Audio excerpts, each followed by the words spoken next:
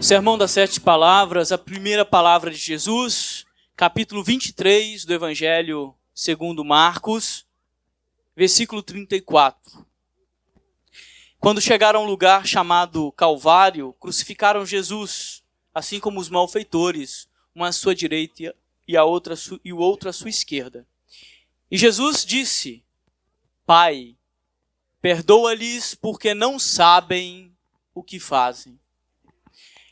Nesta primeira palavra, assim como nas 7 palavras que nós pronunciaremos, que na verdade são sentenças, nós sempre olharemos para aquilo que Jesus quis dizer com isso, naquele momento, e como que esta frase impacta a nossa vida.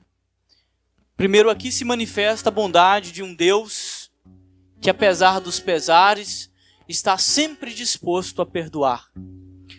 Vocês sabem, possivelmente não sabem, mas eu vou contar para vocês, que como padre, 11 anos de padre, os problemas que eu enfrento no confessionário não tem a ver com o perdão de Deus e nem com o perdão do outro. Tem a ver com uma coisa que eu chamaria de auto-perdão. Pessoas que confessam repetidamente o mesmo pecado porque não conseguem se perdoar e não acreditam no perdão de Deus. E vocês que têm amigos padres podem perguntar, que provavelmente eles vão relatar a mesma coisa.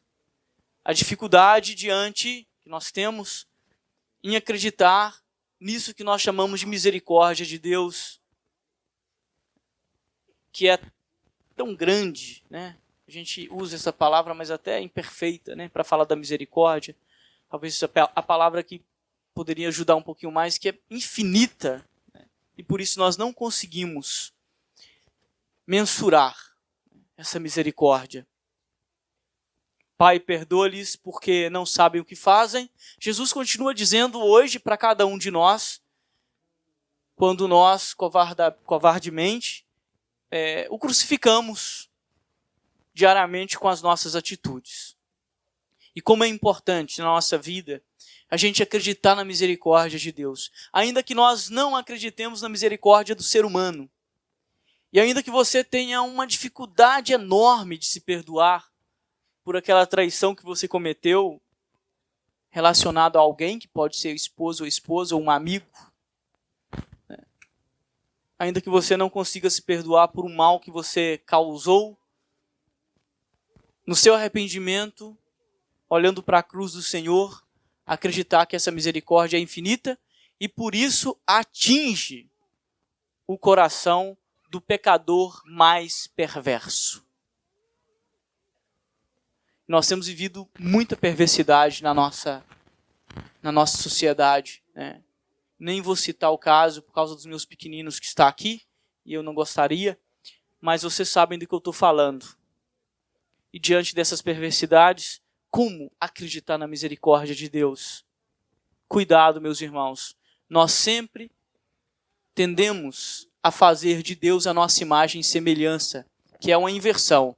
Deus nos fez a sua imagem mas nós queremos que Deus seja a nossa imagem e por isso nós temos uma dificuldade enorme de acreditar na sua misericórdia. Enquanto o homem pintar Deus à sua imagem e semelhança, nós jamais chegaremos aos umbrais da compreensão do que é a misericórdia de Deus, que perdoa aquilo que para nós é imperdoável. Por isso a misericórdia de Deus, ela é e vai ser sempre para o mundo incompreensível. E para os crentes também. Quando eu falo para os crentes, nós que estamos aqui e acreditamos em Deus. Por mais santo que sejamos, diante de alguns acontecimentos, o nosso coração jamais chegará a compreender aquilo que é a misericórdia.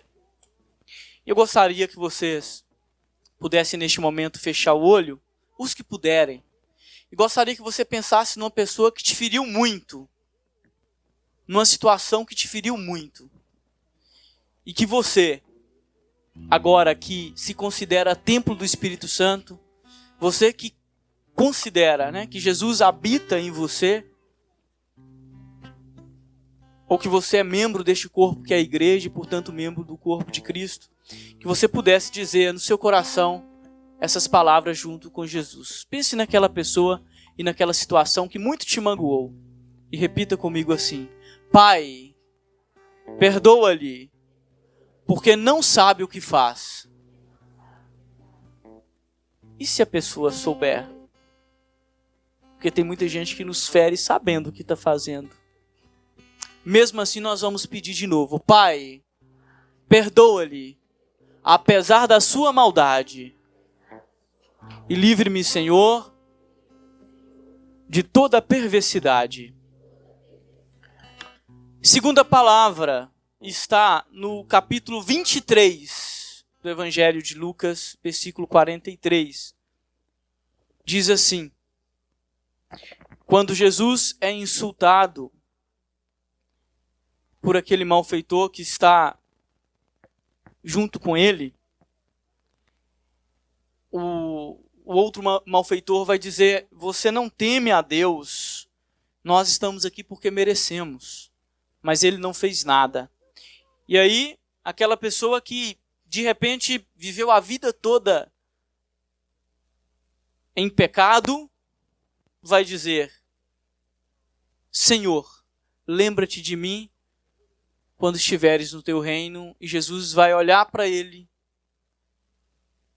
sabendo que ele fez a vida toda, da vida dos outros, o inferno, por isso estava sendo crucificado, e vai dizer: se arrepende, então eu te digo, em verdade, hoje estarás comigo no paraíso. E essa palavra de Jesus é muito direta e é uma promessa. Hoje estarás comigo no paraíso. Vocês sabem, alguns que passaram pela vida religiosa, que estão aqui, que têm contato com o seminário, que todo dia o padre faz uma oração na hora de dormir, ou deveria fazer, que é a oração das completas. E nesta oração das completas, o padre reza o canto de Simeão, que quando contemplou Jesus falou assim: agora, Senhor, pode deixar o seu servo partir em paz, porque os olhos deste servo já contemplaram a sua salvação. E a gente faz essa oração porque a gente não sabe se vai amanhecer acordado, né? E diante dessa palavra, hoje estarás comigo no paraíso, eu quero trazer aqui à memória essa oração de Simeão. Mesmo que você seja uma pessoa bondosa, que faça o bem, uma pessoa que não é um malfeitor, né? Não termine o seu dia sem pedir a Jesus que te permita entrar no paraíso. E faça o esforço de acreditar nessa palavra que ele diz: em verdade eu te digo, se for hoje, hoje estarás comigo no paraíso. Ele faz uma promessa e a nós simplesmente, né, nos cabe acreditar. Mas não deixa para falar essas palavras quando você tiver com um câncer terminal, ou sofreu um acidente, ou tiver com 80 anos.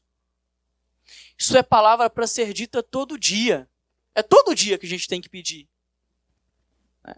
Deus não é uma muleta ou um amuleto, né? A gente pode usar as duas palavras, um amuleto ou uma muleta, que a gente se escora quando a gente está desesperado.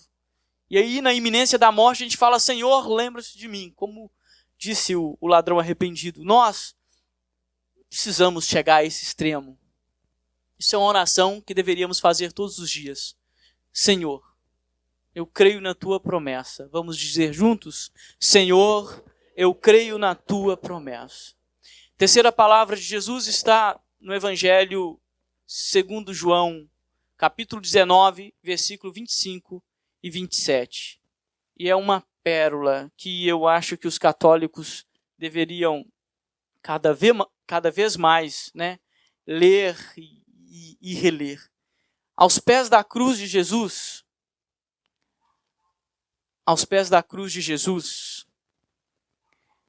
algumas pessoas ali estão. Uma delas é Maria, sua mãe. E então, A tradição provavelmente nos coloca que José já não estava vivo, senão ele teria aparecido. E Jesus era o filho único de Maria. Às vezes nós vemos, né, em alguns evangelhos, por exemplo, aquele que fala, sua mãe e seus irmãos estão lá fora, e tem gente que tem dúvida até hoje, né? E sempre a igreja coloca assim duas hipóteses para isso, né? Primeiro, a certeza de que Maria não teve outro filho, porque não aparece no relato nenhum filho de Maria, a não ser Jesus. Segundo, só uma catequese rápida, os irmãos a que se refere os evangelistas, provavelmente são os primos de Jesus, porque na Bíblia e naquele contexto, os primos eram chamados de irmãos, como hoje também alguns chamam. Ou uma hipótese mais distante é que José teria tido filhos antes do casamento, porque ele já era um senhor. Então Maria poderia ser a sua segunda esposa. Na Bíblia só está um pedaço da história. Não se assustem com isso. Não é toda a tradição oral que foi colocada por escrita. Então, este evangelho relata para a gente que Jesus era o único filho de Maria, e humano, e via que ia deixar a sua mãe desamparada. O que seria de uma mulher naquela sociedade que perdeu o seu único protetor, que é o filho? O que seria de Maria? E por isso, preocupado com Maria, Jesus olha para o discípulo que a tradição fala que é aquele que ele mais amava. Vocês têm pessoas que vocês amam aqui, não é verdade? E que vocês olhariam para ela e também entregaria algo na hora da morte? Sim ou não? Se não tiverem, infeliz de vocês, tá? Infeliz daquela pessoa que não tem ninguém em quem acredita que pode socorrê-lo na necessidade. Jesus tinha. Dentre eles, o discípulo amado, porque Pedro já tinha o negado, Judas já tinha o traído, mas estava lá um, aos pés da cruz. Jesus olha para aquele, olha para a mãe, e aí faz essa entrega bonita. Um gesto profundo de cuidado. Mulher, aí está o teu filho. Para dizer, né? Cuida dele, que é o meu discípulo amado. E olha para o filho e fala, filho, agora esta é tua mãe. Como se dissesse, né? Cuida da minha mãe. Esse versículo ele é tão profundo e tão humano que eu acho que nós ainda não chegamos a compreendê-lo. E o finalzinho é o mais bonito, diz. A partir daquele momento, o discípulo levou Maria para a sua consequência direta, para o cristianismo. Para o cristianismo, não é só para os católicos, não. Aquele que não leva Maria para casa não pode ser discípulo amado. Aquele que não leva Maria para sua casa não pode ser discípulo amado. E por isso, ainda que não seja determinante, a devoção à Nossa Senhora, à nossa igreja, ela é primordial. Por que primordial? Porque vem dos primórdios. Nós católicos não nos entendemos sem a figura da mãe. E é uma vergonha que católicos não somente não compreendem isso, mas ainda ajuda a desconstruir essa devoção que é milenar. Não nasceu há 600 anos atrás. Tem 2000 anos. A devoção à Nossa Senhora nasce aí, com essa entrega. E por isso essa terceira palavra é tão importante para nós. Quarta palavra está no capítulo 27 de Mateus, versículo 45. E esta palavra é das mais complicadas de refletir, porque ela pode ser entendida como uma oração ou pode ser entendida como o grito de socorro de um homem que está morrendo. Jesus, que na sua agonia olha para o céu, para os seus e vai dizer, meu Deus, por que me abandonastes? Eli, Eli, lama sabachthani. Meu Deus, por que me abandonastes? Neste grito de Jesus, nós também queremos colocar o grito de tantos irmãos e irmãs que diante do desespero da morte pensa que Deus os abandonou. E isso acontece na nossa vida o tempo todo. E não somente os irmãos que estão morrendo, mas os irmãos que estão em volta daqueles que estão morrendo, que também pensam que Deus os abandonou. E às vezes demora muito tempo para a gente perceber que Deus estava ali, junto a nós, nos ajudando a fazer aquela passagem. A morte nos assusta muito. Ainda que nós saibamos, da nossa mortalidade, a morte nos assusta muito. Ainda que seja uma pessoa de 100 anos, de 90 anos, a morte sempre nos impacta. E no momento final, nós sempre teremos a tentação de pensar que Deus nos abandonou. E aqui eu quero contar para vocês uma experiência que eu tive muito forte com isso, para seguir para a quinta palavra. E daqui para lá serão mais breves. 00:40, há uns 6, 7 meses atrás, alguém que não é da cidade me ligou. Padre, nós não somos daqui. Minha sobrinha de 33 anos está no Hospital X, que não interessa o nome. E a gente conhece o senhor, porque o senhor foi pároco da gente lá e está numa situação muito complicada. E a médica falou que se achar um padre, pode ir lá agora.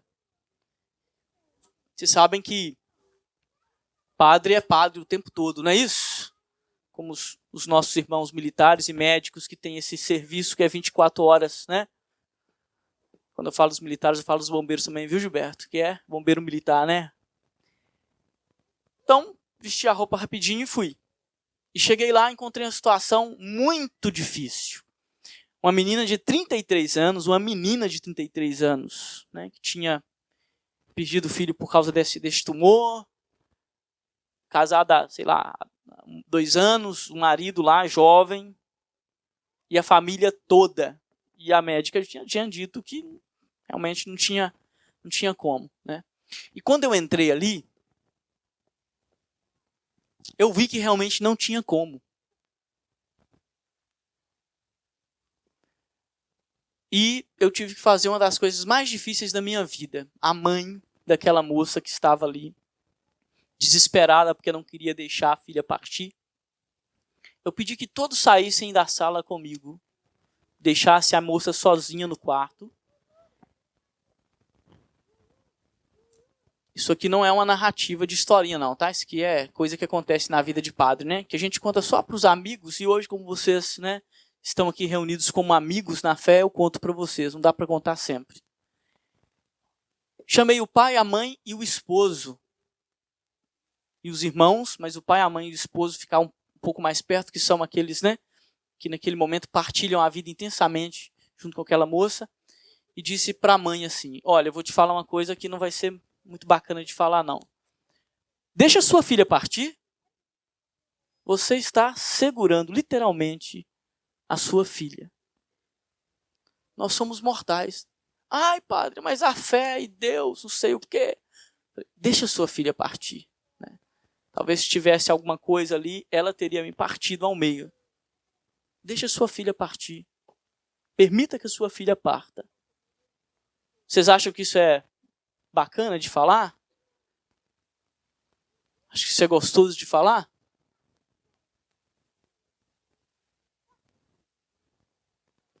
E eu, como padre naquele momento, tive que dizer aquilo para aquela dona, aquela senhora. Deixa sua filha partir. O grito daquela dona era: meu Deus, por que me abandonastes? Por que não salva a minha filha? E o padre diz: deixa a sua filha partir. Fiz a unção e fui embora. 20, 30 minutos depois, o telefone tocou. Era o tio me agradecendo pela visita e a filha tinha partido. Falei, bem, rezei, fui dormir. Falei, Paulo, eu só vou voltar a entrar em contato com vocês 15 dias depois. 15 dias depois, eu recebi a ligação da senhora me agradecendo. Padre, muito obrigado por ter dito aquilo para mim. Minha filha precisava partir.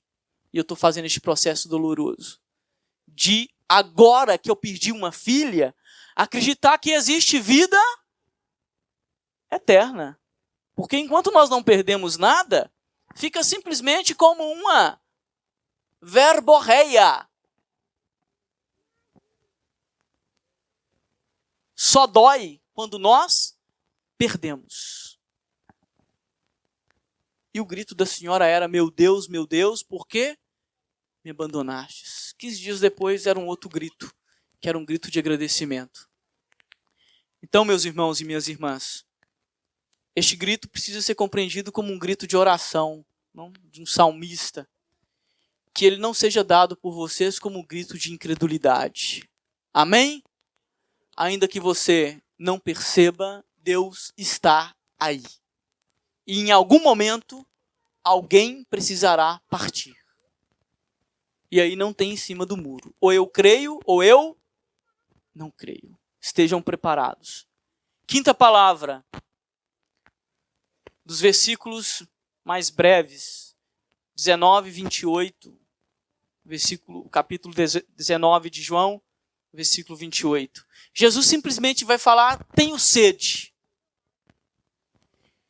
Um versículo aberto que poderia significar tanto essa sede física, como uma frustração de Jesus, que olha para aquele povo que o está crucificando e fala: não beberam da água que eu dei. Tenho sede também de saciar o meu povo, que continua sedento de muitas coisas. Vamos pedir a Deus e ao Espírito Santo, vocês como pais, como professores, como pessoas que lidam com a nossa gente, que consigam perceber a sede do nosso povo e, segundo a graça de Deus, que nós podemos saciá-la em alguma medida. Sexta palavra, João capítulo 19, versículo 30. É simplesmente Jesus que olha para o povo, que olha o seu caminho e fala: tudo está consumado. E aqui eu queria trazer uma frase do apóstolo Paulo e queria fazer uma breve reflexão com vocês, para a gente ir para a nossa sétima palavra. Paulo, quando está para ser assassinado pelo poder do Império Romano, ele vai escrever uma carta e vai escrever assim nessa carta para os seus amigos: combati o bom combate, guardei, agora o que me espera é a coroa da vitória. O que eu gostaria de dizer para vocês nessa sexta palavra: tudo está consumado? Na verdade, mais do que dizer, eu gostaria de expressar um desejo. Tem aqui muitas pessoas queridas, algumas que estão sendo queridas agora, porque eu estou conhecendo agora, outras que são queridas de muito tempo. De muito tempo. Conheço há muito tempo. Sofia eu conheci na barriga da mãe e peguei no colo com alguns dias, né, Eduardo? A Alice eu conheci com 7 anos. Hoje tem 16. Família do Tobias eu conheço desde que eu cheguei em Valadares há 11 anos atrás. Estou citando pessoas aqui. Alguns de vocês eu conheço há 3 anos. Tem pessoas aqui que eu conheço há muito tempo.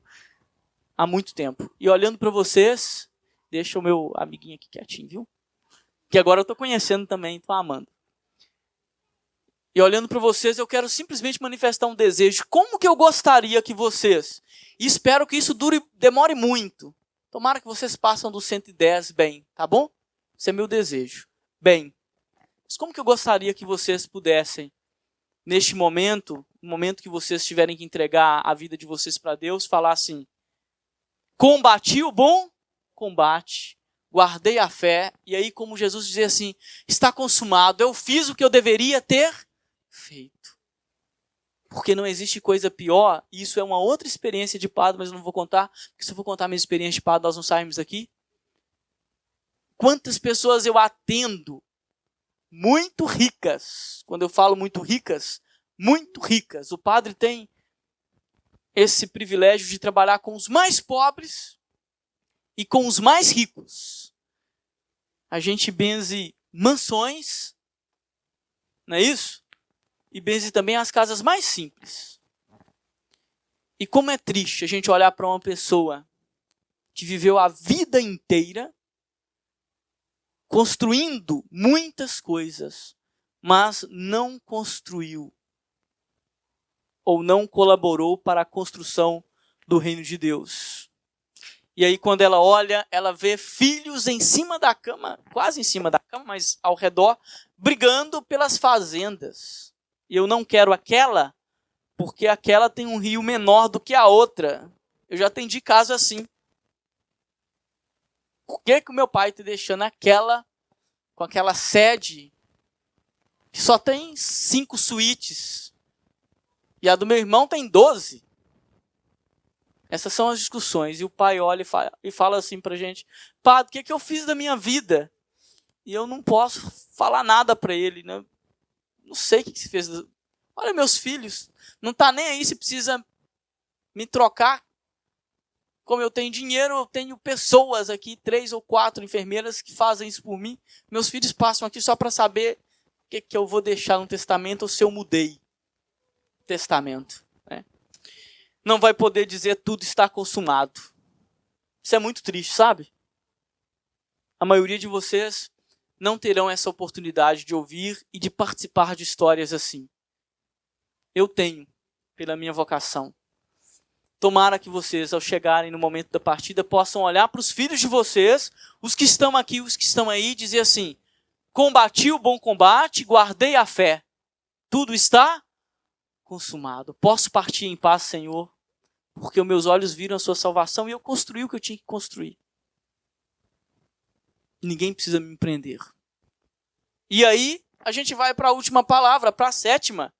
Capítulo 23, versículo 46 do Evangelho de Lucas. Aí sim, quando você olhar para os seus filhos e perceber que eles não estão brigando por causa da herança, que eles estão chorando porque não querem que o papai e a mamãe vá, porque existe amor, aí vocês podem talvez fazer como alguns conseguem fazer, sorrir na hora da morte e falar: Pai, em tuas mãos eu entrego o meu espírito.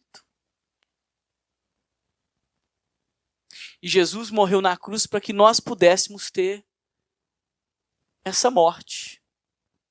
A gente reza por Nossa Senhora da Boa Morte, como da Boa Viagem. E é possível, né? Mesmo diante dos conflitos e da tristeza, ter a alegria de São Paulo. Combati o bom combate. E eu sei que o que me espera é a coroa da vitória. É isso que eu desejo. Essas 2 palavras de Jesus deveriam nos acompanhar no nosso momento final. O que eu espero, né, que para vocês e para nós, né, esteja muito longe. Mas se não estiver, que estejamos prontos para isso. Hoje é o dia de refletir sobre isso.